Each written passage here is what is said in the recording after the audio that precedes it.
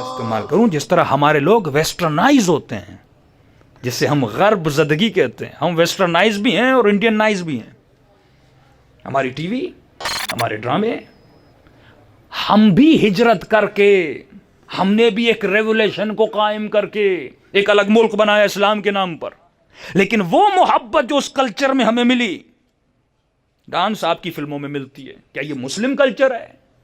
بدحجابی آپ کے ڈراموں میں آپ کو ملتی ہے، کیا یہ مسلم کلچر ہے؟ گانا بجانا، یہاں تک کہ اس گانے کا اثر آپ کی مجلسوں میں ہے. یہاں تک کہ ایک ذاکر حسین ابن علی جب قصیدہ پڑھتا ہے تو گانے کی دھن پہ پڑھتا ہے. جب اسے اہل بیت کے لیے نوحے پڑھنے ہوتے ہیں، قصیدے پڑھنے ہوتے ہیں، یہ راگ جتنے سیکھتا ہے وہ میوزک پہ سیکھتا ہے. کیوں؟ کیونکہ ہم انسپائر ہیں اس کلچر سے، ابھی تک جدا نہیں ہو سکے. ہم ابھی تک خود کو اس کلچر سے جدا نہیں کر سکے. وہی چیز جو بنی اسرائیل میں تھی. کہتے تھے ہاں فرعون بہت برا ہے، لیکن کہتے تھے موسیٰ جب فرعون آتا ہے نا، اس کا جاہ و حشم، اس کے غلام، وہ بلڈنگیں مصر کی، فرمایا یہ بڑی اچھی ہیں. انگریز ہمیں برے لگیں گے لیکن ہم ویسٹرنائز جب ہو جائیں گے ان کا کلچر ہم اڈاپٹ کریں گے. پاکستانی فوج میں اگر آپ جائیں تو 70% وہاں انگلش بولی جاتی ہے. ہمارے جج جب فیصلہ دیتے ہیں انگلش میں دیتے ہیں.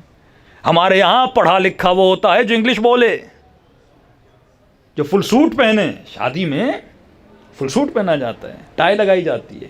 یہ سوچ آتی کہاں سے؟ کیونکہ ہم ویسٹرنائز ہیں، ہم انہیں پسند نہیں کرتے، ہم نے ان کو بھگا کے اپنے ملکوں سے نکال دیا. لیکن آج 70 اور 80% اور انڈیا کا کلچر تباہ ہو رہا ہے، وہ ویسٹرنائز ہوتے جا رہے ہیں. یہ اسے کہتے ہیں ذہنی غلامی. جب ایک چیز آپ کے ذہن میں زینت بن جائے پھر شیطان اسے مس یوز کرتا ہے. ان کے دلوں میں بچڑے کی محبت تھی. بچڑے کی کیوں تھی؟ کیونکہ مصر کے کلچر میں خدا بہت تھے، لیکن جو بچڑے کی عبادت کرتا تھا وہ ماڈرن تھا. اس کا لیول بہت کیا تھا؟ ہائی تھا، ہائی لیول پہ تھا. تو یہ پسند کرتے تھے کہ ہم بھی ماڈرن دیکھیں.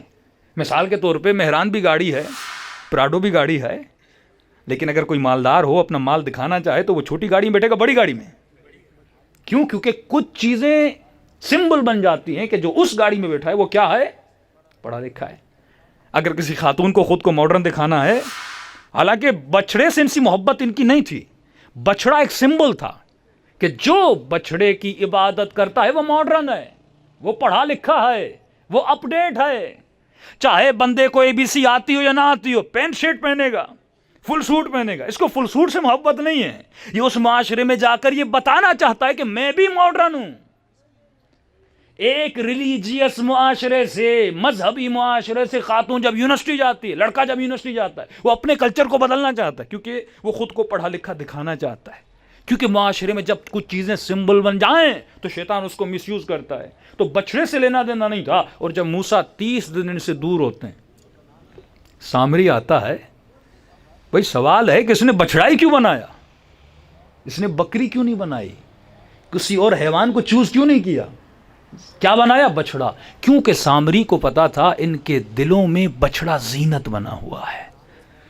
یہ شیطان کا مین حربہ ہے جسے وہ یوز کرتا ہے. مولا فرماتے یہ سوچ اے شیو، کونو لنا زینن ولا تکونو لنا شینا. تو علی کے لیے باعث زینت بن، باعث ذلت نہ بن.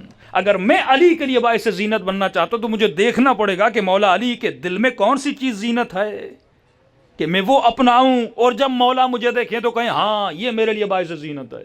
مثال کے طور پہ میں مجلس میں شراب کا گلاس لے کے کھڑا ہو جاؤں اور کہوں ہاں بھائی آؤ جیسے شراب پینی ہے پی لے. آپ لوگ جوتے ماریں گے کہ نہیں؟ کیونکہ آپ کے لیے شراب زینت نہیں ہے. اس نے بچڑے کو کھڑا کیا، اونٹ کو کھڑا نہیں کیا، بکری کو کھڑا نہیں کیا، بچڑے کو کھڑا کیا. کیونکہ سامری کو پتا تھا ان کے دلوں میں کس کی زینت ہے؟ بچڑے کی زینت ہے. سوال یہ ہے کہ بچڑے کو اس نے مٹی سے کیوں نہیں بنایا؟ کس چیز سے بنایا؟ سونے سے بنایا. دوسری جو ان کے دل میں محبت تھی وہ مال تھا، وہ سونا تھا. بچڑے کو سونے بنایا، سارے لوگ اس کے اوپر سلپ ہوتے چلے گئے. تو فرمایا تجھے پہلے یہ دیکھنا ہے، قلب سلیم جب ہم کہتے ہیں، اہل بیت جس چیز کو تربیت دینے آئے وہ فؤاد ہے، وہ قلب ہے. تجھے یہ دیکھنا ہے کہ تیرے دل میں کس چیز کی زینت ہے. اگر تم نے اس زینت کو پہچان لیا اور نکالا نہیں، اگر مال کی زینت ہے، شیطان سبجیکٹ بھی وہ چوائس کروائے گا جس میں مال زیادہ ہو، رشتہ بھی وہاں کروائے گا جس میں مال زیادہ ہو، دوستیاں بھی ان سے کروائے گا جس میں مال زیادہ ہو، آپ کو کھینچتا جائے گا، کیونکہ کیا ہے کہ زینت کیا ہے، مال بن گیا۔ لیکن جس کے دل میں زینت امام زمانہ ہو، جس کے دل میں زینت حسین ابن علی ہو، جس کے دل میں زینت علم دین ہو، جس کے دل میں زینت جنت ہو، وہ اسی راستے پہ کھنچتا ہو جائے گا۔ یہ میگنیٹ ہے، آپ کو دیکھنا ہے کہ میں کیسے کھنچتا ہوا جا رہا ہوں۔